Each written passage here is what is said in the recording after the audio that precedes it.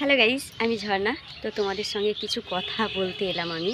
তো বন্ধুরা, তোমরা দেখো এই যে আমার স্ক্রিনে এই যে দাগটা আছে বলে অনেক বন্ধুরা ভিডিওটার সামনে এলেও মানে স্কিপ করে দেয়, ঠেলা মেরে দেয় ভিডিওটা। তো তাদেরকে একটা কথাই বলবো বন্ধুরা, আমাদের যাদেরই এই ভিটিলিগো রোগটা আছে তারা কি খারাপ? তারা কি কোনো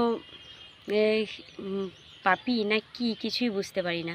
দেখবো এইসব মেয়েদেরকে না একটু মায়া করা দরকার, তোমাদের একটু মানে ওপরে নিয়ে যাওয়ার দরকার, তোমাদের একটু লাইক কমেন্টস করা দরকার। কেন বলো তো? তোমরা জানো তো এইসব মেয়েদেরকে কত মানুষ কত অবহেলা, রাস্তাঘাটে যাওয়াতে কত লোকে কত কি বলে যে এই মেয়েটা এরকম। সবাই যখন কোনো জায়গা যায় সবাই হাঁ করে তাকিয়ে থাকে।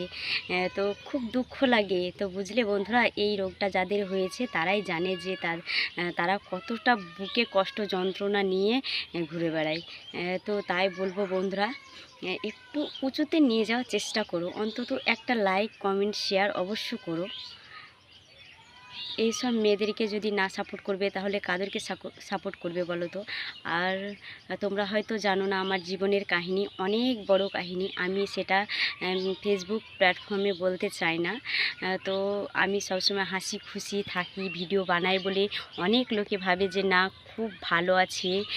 তারপর ভিডিও দেয় মানে হেসে হেসে আর কি, মেয়েটা এরকম এরকম ভাবে। কিন্তু মোটেও না, আমি খুব দুঃখে কষ্টে থাকি। আর আমি কেউ কেউ জানো আর কেউ কেউ হয়তো জানো না, আমি মায়ের বাড়িতেই থাকি। তো কিসের জন্য থাকি কি সমস্ত কিছু তো আমি আর বলতে পারছি না। তো তোমরা দেখতেই পাচ্ছ এই যে আমার ভিটিলিগো দাগ আছে।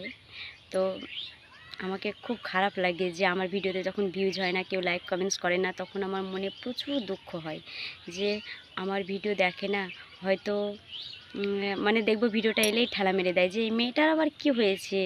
তো বন্ধুরা দেখো, এটা তো আমি নিজে নিজে তৈরি করিনি বলো, এটা ভগবান আমাকে দিয়েছে তাই হয়েছে। তো ছোটোবেলায় অনেক কষ্ট, ছোটোবেলা বলতে আমি যখন 7-8-এ পড়তাম তখন এই অসুখটা একটু হয়েছে। তো বিয়ের পর থেকে আমার বেশি হয়ে গেল, ছড়িয়ে গেল এইগুলোতে আর কি। তো যারা আমাকে ঘৃণা করে তাদেরকে একটা কথাই বলবো, ভগবান তোমাদেরকে মানে আমাকে ভগবান বানায়নি, তোমাদেরকেই বানিয়েছে বুঝলে। আমি এটা নিজে নিজে তৈরি করেছি। তো যাকে আর বেশি কথা বলবো না। তো আমি শুধু একটা কথাই বলবো, আমাকে একটু সাপোর্ট বন্ধুরা। আমি মায়ের বাড়িতেই থাকি। তো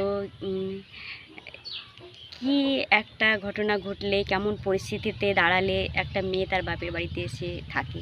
আমার মেয়েটাকে নিয়ে আমি একটু বাঁচতে চাই, একটু ওপরে উঠতে চাই বন্ধুরা।